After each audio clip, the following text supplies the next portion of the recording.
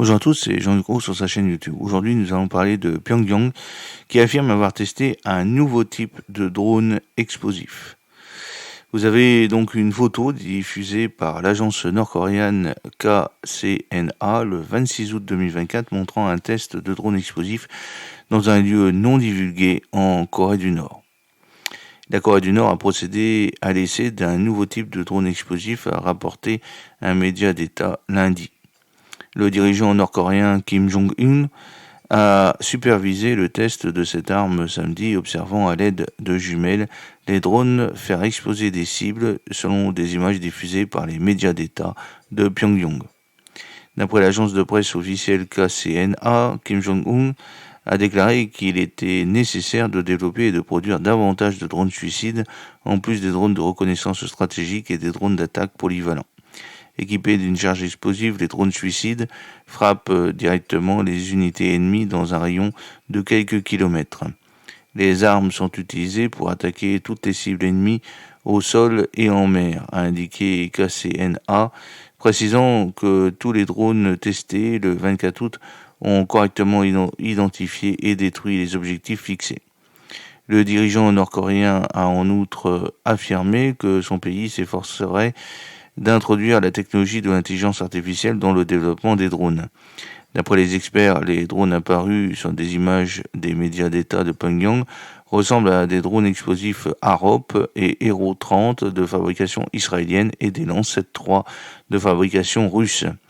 Pyongyang a probablement acquis ces technologies via la Russie, qui les a elle-même sans doute obtenues de l'Iran, selon ses experts. Le drone suicide, qui rappelle le Harop, peut voler à plus de 1000 km, souligne Cho Chang-kun, qui est professeur à l'Institut supérieur de sciences et de technologie de la Corée du Sud. Il représente donc une menace de taille pour la Corée du Sud et ses installations critiques, ajoute-t-il. En 2022, Pyongyang a envoyé des drones qui ont traversé la frontière intercoréenne.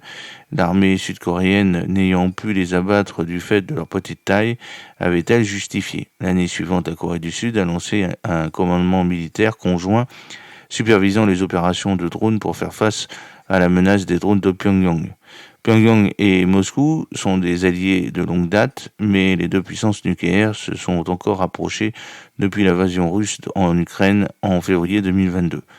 Washington et Séoul ont accusé Pyongyang de participer à l'effort de guerre russe en Ukraine en fournissant à Moscou des munitions ainsi que des missiles. Alors vous voyez donc sur la petite photo de cette vidéo Kim Jong-un supervisant ce test de drone le dimanche 25 août. Kim Jong-un donc a supervisé ce test de cette arme et a déclaré qu'il était donc nécessaire de développer et de produire davantage de drones suicides en plus des drones de reconnaissance stratégique et des drones d'attaque polyvalents. La Corée du Nord a donc procédé à l'essai d'un nouveau type de drone explosif, a rapporté le média d'État lundi. Le dirigeant nord-coréen Kim Jong-un a supervisé le test de cette arme, observant à l'aide de jumelles, comme vous pouvez le voir sur la photo, les drones faire exploser des cibles selon les images diffusées par les médias d'État de Pyongyang. D'après l'agence de presse officielle KCNA, Kim Jong-un a déclaré qu'il était nécessaire de développer et de produire plus de drones de ce type. Alors, équipés d'une charge explosive, les drones suicides frappent directement les unités ennemies dans un rayon de quelques kilomètres. Ces armes seront utilisées pour attaquer toutes les cibles ennemies au sol et en mer, a indiqué KCNA, précisant que tous les drones testés le 24 août ont correctement identifié et détruit les objectifs fixés. Le dirigeant nord-coréen a en outre affirmé que son pays s'efforcerait d'introduire la technologie de l'intelligence artificielle dans le développement des drones.